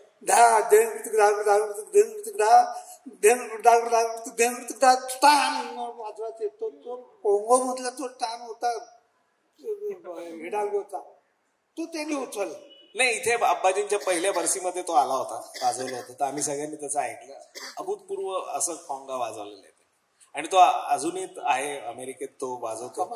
आणि खूप वेगवेगळ्या सोर्स मधनं त्यांनी इन्स्पिरेशन अशा करून त्याच्या तबल्यावर पण त्यांचा इम्पॅक्ट होता ह्या सगळ्याचा. आता त्यांचा ड्रमर्सचा पण खूप सहवास होता. मिकी हार्ट, आता त्यांच्यामुळे आम्हाला खूप चांगले चांगले मोठे मोठे ड्रमर्स ऐकायला मिळाले. त्यांचाही त्यांनी खूप सहवास केला. विनी कॅलोविटा, सायमन फिलिप्स, त्याच्यानंतर स्टीव्ह स्मिथ, मिकी हार्ट, हे मतलब खूप मोठे मोठे ड्रमर्स आहेत आणि त्यांच्या जगामध्ये त्यांचं खूप मोठं नाव आहे. त्यांच्या फील्डमध्ये ते खूप एक मोठा अहदा आहे त्यांचा. आणि अशा लोकांचाही ते लोक झाकीर भाईंचा प्रचंड रिस्पेक्ट करायचे की असा आम्ही पर्कशनिस्ट आज तागायत तरी आम्ही बघितला नाही ह्या प्लॅनेट अर्थवर. म्हणजे त्यांच्या मनामध्ये ह्यांच्याबद्दल प्रतिमा अशी होती की असा आम्ही कधी बघितला नाही कलाकार. मात्र हे त्यांच्याशी इतके असे फ्रेंडली आणि त्या कल्चर प्रमाणे असायचे आणि आदान प्रदान त्या वेळापासून त्यांचं 60-70 पासून. ते जेफ बेक एक गिटार प्लेअर होता, त्यांच्याबरोबर पहिला सगळ्यात त्यांनी बँड तयार केला. जे युकेचे जेफ बेक म्हणून ते गेले, खूप मोठे guitar player, rock guitar player, त्यांच्याबरोबर होता. मग आशिष खान साहेब, उस्ताद आशिष खान साहेब, जे अली अकबर खान साहेब यांचे मोठे चिरंजीव, त्यांचाही एक फ्युजनचा बँड होता, शांती म्हणून, if I am not wrong. शक्तीच्या अगोदर शांती आय थिंक बँड होता. त्याच्या काही क्लिप्स युट्यूबवर आहेत, त्याच्यात ते ढोलक पण वाजवत आहेत, कशाच्या तबला वाजवत आहेत, कुठले थोडे दुसरे परकशन पण वाजवत आहेत. पूर्णतः ते वेस्टर्न ड्रम बरोबर संगत करू शकायचं. वेस्टर्न ड्रम मध्ये त्यांच्या क्लिप्स आहेत, त्या काढल्या का आहेत का ड्रमच्या? आहेत तुझ्याकडे? नाही आहेत, पण म्हणजे प्रोफेशनल ड्रमर जो वाजवतो ना त्या दर्जाचे आहे त्यांचं वादक. त्यांना सगळ्या ऍस्थेटिकल अप्रोचेस जे म्युझिक मधले आहेत ना, रिदमिक असो मेलॉडिक असो, त्याच्याशी ते खूप क्लोज होते आणि त्याला ते अंडरस्टँड केलं होतं त्यांनी. मग रिदम मधले ड्रम्स असो, कॉंगा असो, भारतातले फोक इन्स्ट्रुमेंट्स असो, ढोलक ढोलकी पासून सगळा कॉंगा, ड्रम्स आणि त्याच्यातल्या जे न्युअन्सेस आहेत, टेक्निकल अप्रोच आहेत आणि ते थोडे वाजवायचे पण ते ह्या सगळ्या गोष्टी. आणि काही व्हिडिओज आता येत आहेत तर सगळ्यांना आपलं पियानो पण वाजवायचे, ते गिटारवर पण त्यांचा हात होता आणि ड्रम पण वाजवायचे. सो असं वेगवेगळ्या एक कलाकाराचा शॉक असतो ना, तोही समजतो की त्यांना काय काय आवडतं बाकी पण करायला. तर त्यांचा हा जो शक्ती बँड आहे, फ्युजन बँड, तर मला असं वाटतं की ते सहज आलेली कल्पना नाही आहे की एक 5-7 दिवसात 5-7 सिटिंग मध्ये वाजवून तू तुझं वाजव मी वाजवतो, एक थीम घ्यायची आणि नंतर जॅम सेक्शन, अशा पुरतं मर्यादित नव्हतं ते. कारण काय वाजवायचं याच्यासाठी लागणारी बुद्धी आणि त्याच्यासाठी लागणारे शास्त्र, ते सगळा स्कोर लिहू शकायचं. वेस्टर्न म्युझिक मध्ये सगळ्या बीट्स लिहून दाखवायचे आणि विषय काय, त्याला काय वाजवायचंय, त्यांनी काय वाजवायचंय, सगळे लिहून काढत होते. आणि शक्तीचं म्हणजे मला जेवढं इन्फॉर्मेशन आहे, रिमेंबर शक्ती जेव्हा 2000च्या सुमारास परत शक्ती म्हणून अल्बम आला, ते त्याच्यानंतरचे पण शक्ती म्हणजे यू श्रीनिवासजी त्याच्यात होते, तेव्हा मी असं ऐकून आहे की महिनाभर रिहर्सल व्हायच्या फ्रान्सला आणि मग ते टूर सुरू व्हायची त्यांची. तर 20-25 दिवस दररोज कॉन्सर्ट सारखं प्रेझेंटेशन त्या रिहर्सल रूम मध्ये ते करायचे. 1दा 2दा 3दा दररोज पूर्ण कॉन्सर्ट रन थ्रू व्हायचा. असं महिनाभर करायचं, अशी रिहर्सल असायची आणि मग टूर सुरू व्हायचा. सो म्हणजे त्याच्या पाठीमागे अभ्यासात्मक भूमिका त्यांची होती. केवळ मनोरंजन हा विषय नव्हता किंवा फॅशन म्हणून ते नाही, फ्युजन नव्हतं. हा मला कारण काय हे जास्त रिलेव्हंट आहे आज बरेच लोक फ्युजन करतायत बरं का, पण त्याच्या पाठीमागे त्यांची अभ्यासात्मक भूमिका होती. आणि अजूनही काही लोक चांगल्या रीतीने करतातही, असं मी काय नवीन लोकांना नावं ठेवत नाहीत की चांगलं करत नाहीत, असं नाही, करतायत. त्यांनी त्याचा पाया करतातच चांगल्या रीतीने, प्रत्येक जण प्रयत्न करतोय चांगला, पण त्यांनी प्रेरणा दिली, ती आवडतंय म्हणून जरी असलं तरी मूल्य शोधली त्याच्यातली आणि त्या मूल्य आधारित त्यांनी त्या कार्यक्रमाची प्रस्तुती केली आणि त्यामुळे त्याला एक दर्जा प्राप्त झाला आणि लोकांना हवंसं वाटणारी क्रिया जी आहे ती अनेक काळापर्यंत तशीच हवी असं वाटण्या इतकी त्याच्यात ताकद होती.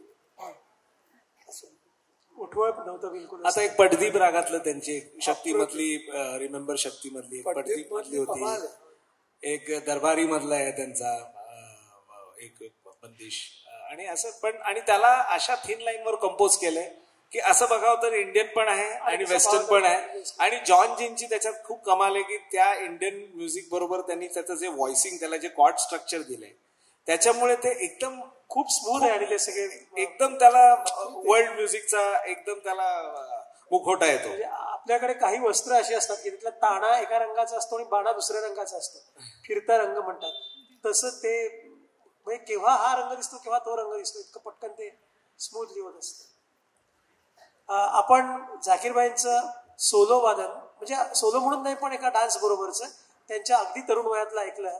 कार्यक्रमाच्या शेवटी अगदी त्यांच्या म्हणजे तसं ते फार उतार वयाचे झालेच नाही, परंतु त्यांच्या 70 नंतरचं जे आहे ते उतार म्हातारे कधी झालेच नाही. आणि ते आता त्यांच्या वादनात आपण पाहू, त्यांच्या वादन तर त्यांचं जे होतं ना लहानपणचं तीच शक्ती होती. त्यामुळेच झाकीरभाई म्हटल्यानंतर मनावर आपली जी प्रतिमा आहे ती ज्यांनी त्यांना त्यांच्या विशीमध्ये तिशीमध्ये वाजवताना पाहिलेलं आहे, ते त्यांची 73 वर्ष झाली त्यांच्या वयाला प्रत्यक्ष, आणि त्यांना जाऊन जरी आणखी 50 वर्ष झाली तरी मनामध्ये आपल्या प्रतिमा ही त्या सदैव तरुण असा असलेल्या एका वादकाचीच राहणार आहे.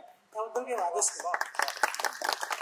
तर कार्यक्रमाची सांगता आपण तो पेशकार आहे ना त्यांचा अलीकडच्या काळातला, त्यांनी करूया. पण त्यापूर्वी मला एक जरा छोटीशी उद्घोषणा करायची. उद्याचा कार्यक्रम आहे. उद्या शनिवार दिनांक 15 फेब्रुवारी 2025 रोजी उद्योजक अशोक खाडे यांची प्रकट मुलाखत या ठिकाणी होईल आणि संवादक असतील निलेश खरे. हे मॅजेस्टिक गप्पांतर्फे आपल्याला निमंत्रण दिलेलं आहे. उद्या उद्योजक अशोक खाडे यांची प्रकट मुलाखत, संवादक निलेश खरे. आपणा सर्वांच्या वतीने फक्त आनंद व्यक्त करतो. कारण काय की आभार, धन्यवाद ह्या सगळ्या शब्दांना काहीतरी लिमिट्स आहेत आणि आपल्याला जे म्हणायचं आहे ते त्या मर्यादेत राहू शकणार नाही.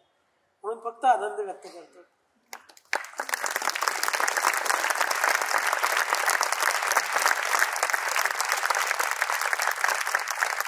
अगदी खरं सांगायचं झालं तर अनौपचारिक गप्पांमध्ये सहजपणे जाता येता अनेक मोठ्या गायक वादक लोकांबद्दल दादांकडनं आम्ही ऐकत असतो, जे आम्ही फॉर्च्युनेट आहोत त्यांच्या आसपास असणारे ते. आणि पर्टिक्युलरली झाकीर भाईंबद्दल असं ऐकत आलो आहे की ज्यावेळेला झाकीर भाई गेले त्यावेळेला दादांच्या आवाजात दादांचे शब्द माझ्या कानात गुंजून गेलेले आहेत. वेळोवेळी ते जे बोलले आहेत ते त्यातला एक काही अंश आज ह्या कार्यक्रमाच्या निमित्ताने आपल्यापर्यंत पोहोचलाय. पण जरी अंश असला तरी तो पोहोचलाय याचा नक्कीच आनंद आहे. आपण शेवटची ही रचना ऐकूया आणि आपणा सर्वांना धन्यवाद. आणि मॅजेस्टिकला आणि लोकमान्य सेवा संघाला नक्की धन्यवाद देतो. एखादा कलाकार खूप मोठा असतो, त्याच्याबद्दल आपल्याला प्रेम असतं, ते आपल्याला व्यक्त करावं असं वाटतं. ज्यावेळेला तो नसतो तेव्हा ती हळहळ असते, ती एकमेकांमध्ये शेअर करून आपल्याला ती सहन करायची असते. हे सगळं जरी बरोबर असलं तरी माझ्यासारख्या संगीत प्रसारकाला त्याच्यातनं आणखीन एक बघायचं असतं की त्या कलाकाराच्या मिशाने आपल्या अत्यंत आवडत्या ह्या संगीत विषयाकडे आपण अधिक संख्येने एक पाऊलभर आणखीन जवळ जाऊ शकतो का, असा प्रयत्न करायचा असतो. आणि मला वाटतं त्या प्रयत्नामध्ये आज सत्यजित आणि सुरेश दादांमुळे थोडं तरी आपल्याला यश आलेलं आहे.